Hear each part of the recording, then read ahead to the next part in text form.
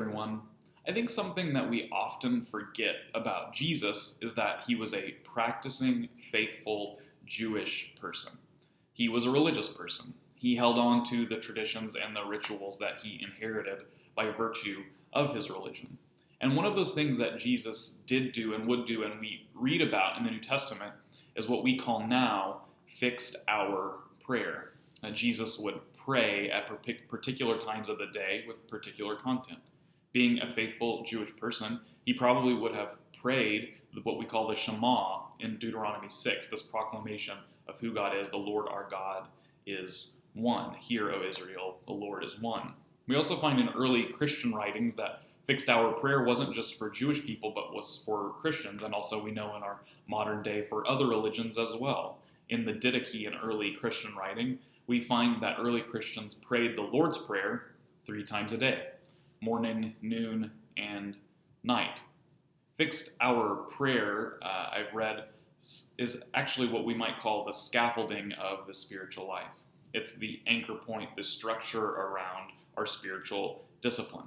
It's important to anchor and form us, that when everything else is chaotic around us, we can come back to a fixed hour. That fixed hour is always there.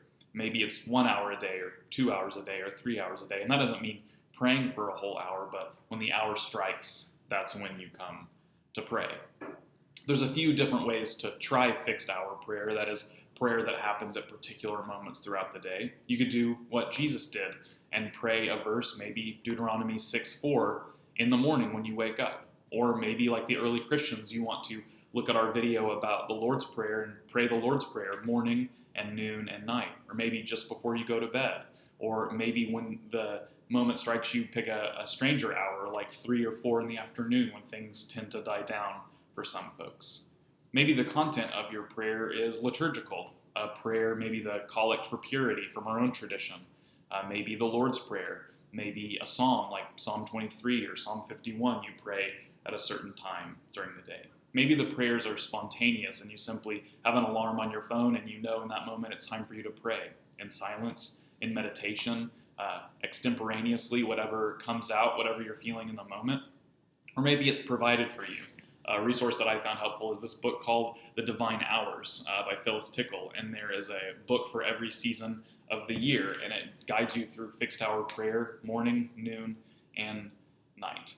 You might also want to go back and look at our scripture memorization video if you haven't seen that one. If you're not to that one yet in your practice, that's okay. But to memorize a verse, and you pray that verse at the fixed hour or hours that you set for yourself.